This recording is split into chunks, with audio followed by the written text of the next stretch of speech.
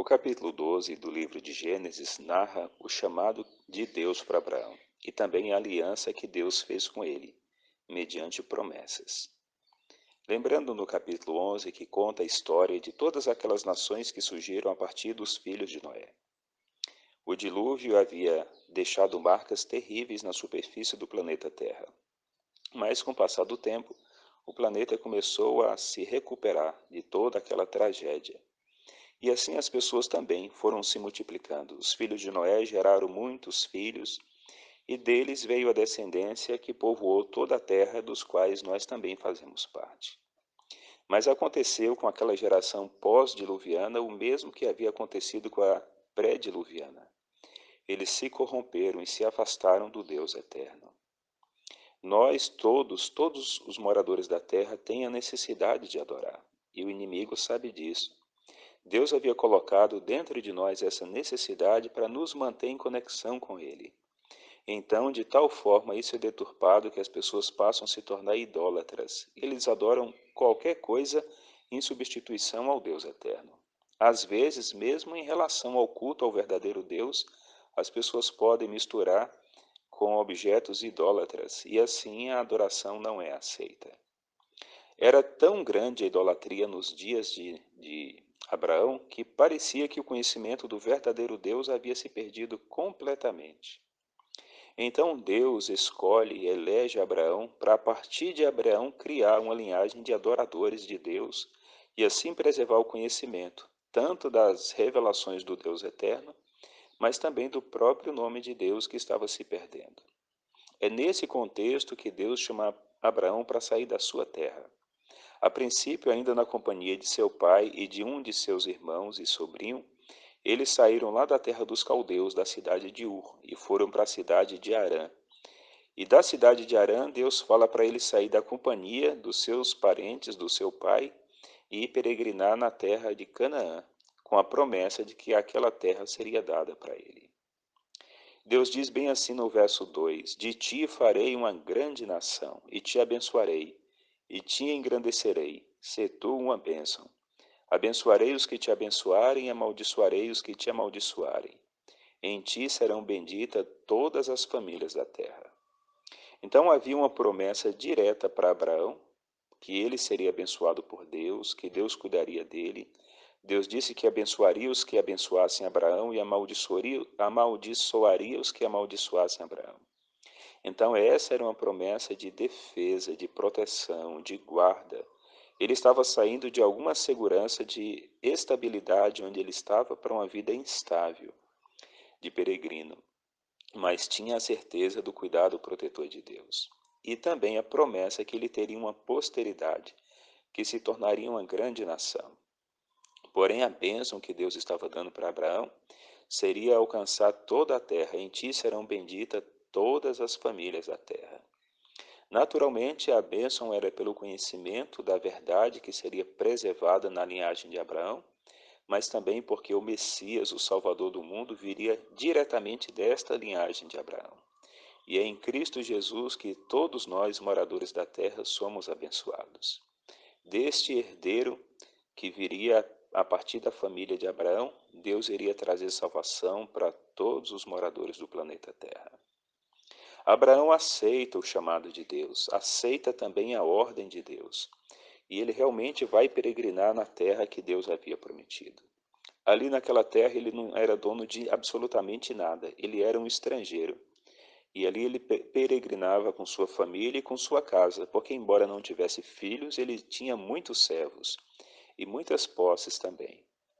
E é neste momento, quando ele está peregrinando na terra de Canaã, que uma grande seca acontece. E a Bíblia diz que passa a ter fome na terra. Então eles tomam a decisão de ir para o Egito, pois o Egito já estava em outra região, era bem irrigada pelo rio Nilo, pelos canais que saem do Nilo, então não havia fome na terra do Egito, e eles vão para lá. Mas este homem, que no futuro seria conhecido como o pai da fé, no livro de Gálatas, capítulo 3, verso 7 e verso 29, o apóstolo Paulo menciona claramente isto, e diz até que aqueles que são da fé são filhos de Abraão, são herdeiros conforme a promessa feita a Abraão também. Mas este homem que tinha o chamado de Deus, que confiou tão plenamente no Senhor ao ponto de deixar sua casa e peregrinar, agora teve um teste de fé e ele caiu terrivelmente. Ao chegar perto do Egito, ele faz um combinado com sua esposa Sara. Sara era uma mulher muito bonita, a Bíblia diz que muito formosa. E ele sabia que sua mulher, em todos os lugares que ele passava, era cobiçada. E ele tinha medo que, quando chegasse ao Egito, para que pudesse tomar ela como esposa, os moradores de lá poderiam matá-lo. Mas assim ele estava indo contra a promessa de Deus que dizia que havia de guardá-lo. Deus seria o seu escudo, e a fé dele vacilou nesta promessa imediata de Deus. E ele duvidou deste cuidado.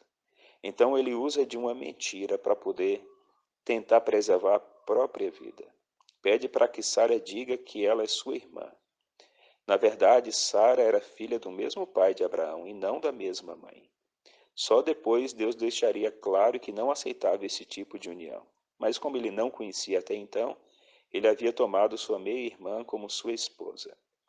Mas ele dizer que Sara era sua irmã era apenas parte, estava escondendo o principal, que era o fato de ser sua esposa. Então, esta era uma mentira consumada, completa.